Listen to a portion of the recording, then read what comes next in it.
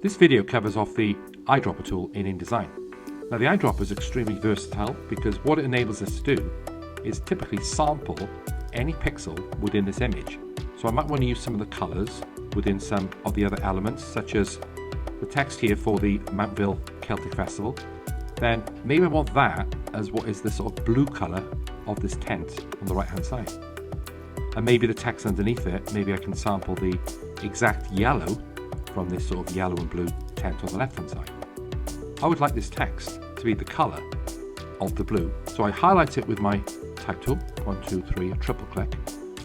And that is, you could say, my destination. So if I go to what is the eyedropper tool. Now, if you don't see this, okay, you've got another tool. If you click and hold, then you'll see that because it's got an arrow in the bottom right corner, it shows you more options. So I'm after the eyedropper tool. Okay, I click on that.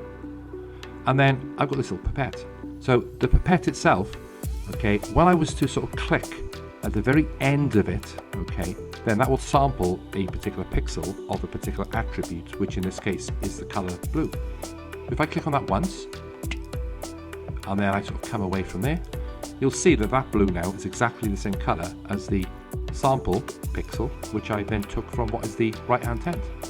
And then the text here, if I were to go to my type tool and do 4 clicks, and then once again, that's my destination, go back to my eyedropper tool, get my pipette, right on the end part, click once, and then you'll see that that now has also taken on board the properties of that particular, what is yellow, sampled pixel.